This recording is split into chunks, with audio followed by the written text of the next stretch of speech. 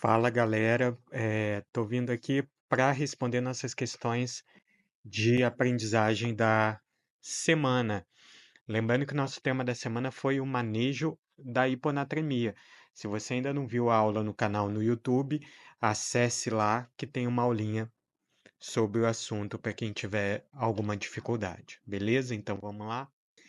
Essa primeira questão que eu postei para vocês é uma questão da Unicamp de 2024. Uma mulher de 62 anos, trazida à unidade de emergência com quadro de confusão mental há um dia e diarreia aquosa há 10 dias. Ela, de antecedentes pessoais, tem esquizofrenia, hipertensão arterial e dislipidemia. Faz uso de olanzapina, sertralina, amlodipino, furosemida, atorvastatina, está com a PA de 11/6 e frequência cardíaca de 102, então tá taquicárdica essa paciente. Regular estado geral, confusa, desorientada no tempo e no espaço. A ausculta cardiopulmonar dela é normal. O abdômen está flácido, indolor, com ruídos hidroaéreo presentes, sem edema de membros inferiores. Exames laboratoriais com hemoglobina de 11, leucócitos 9.300, plaquetas 184.000, sódio 118, creatinina 1,4, ureia 89, glicose 88 e um sódio urinário 18, sendo que o valor de referência é 30 a 90, ou seja, ela tem um sódio urinário reduzido. Bom, o diagnóstico e a conduta terapêutica adequada nesse caso são: letra A, então vamos letra por letra. Letra A, secreção inapropriada do hormônio antidiurético para escrever restrição hídrica de 800 ml dia. Vamos voltar para a questão? Paciente com diarreia aquosa há 10 dias, né? Será que fazer restrição hídrica para essa paciente é o melhor?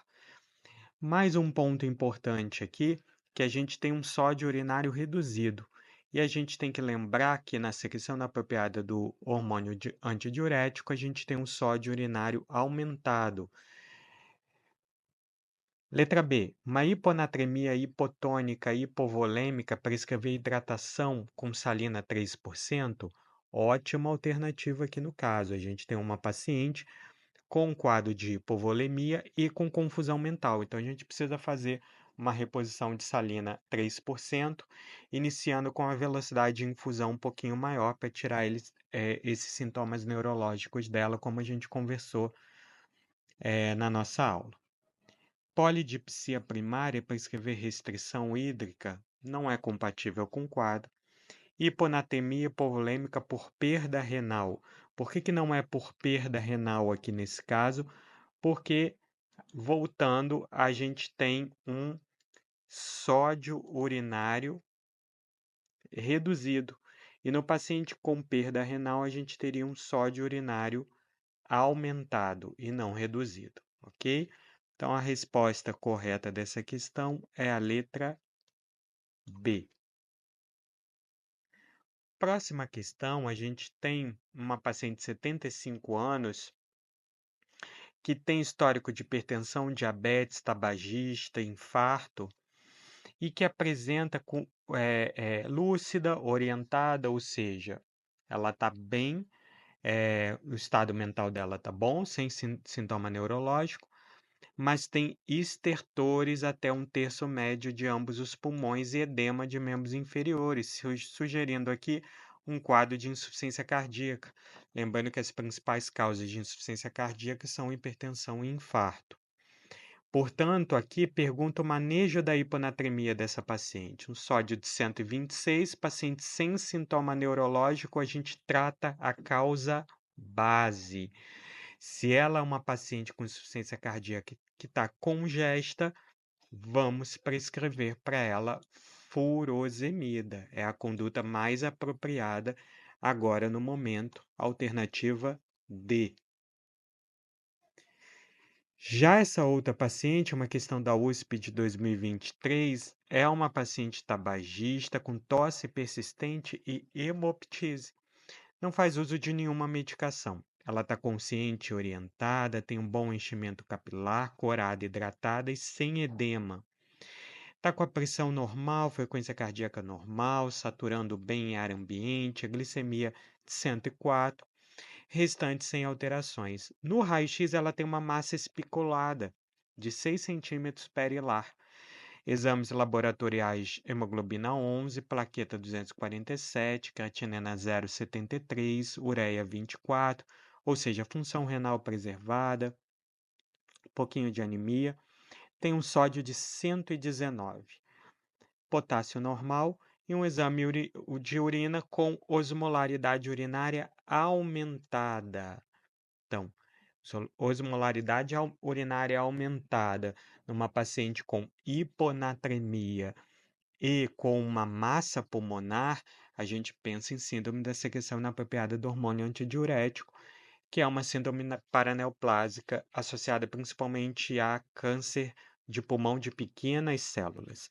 Mas falando especificamente da hiponatremia aqui, uma paciente com uma hiponatremia assintomática.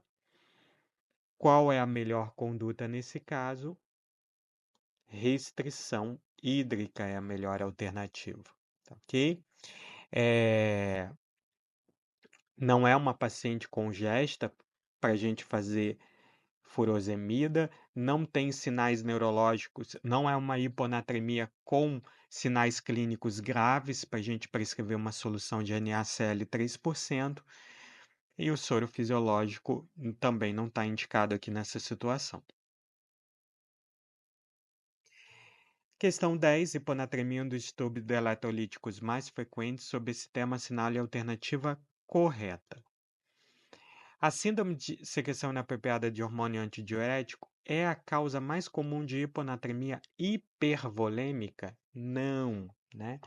Primeiro que SEAD normalmente dá uma hiponatremia euvolêmica e segundo que as causas mais comuns de hiponatremia hipervolêmica são estados edematórios, insuficiência cardíaca, insuficiência renal ou síndrome nefrótica, cirrose. Os sintomas mais frequentes são os sintomas são mais frequentes na hiponatremia crônica? Não, são mais frequentes na aguda. A administração de salina hipertônica é recomendada em casos de hiponatremia leve? Não, apenas em casos de hiponatremia grave. A polidipsia primária não causa hiponatremia? Causa sim hiponatremia. A neoplasia de pulmão é causa de hiponatremia por secreção de ADH.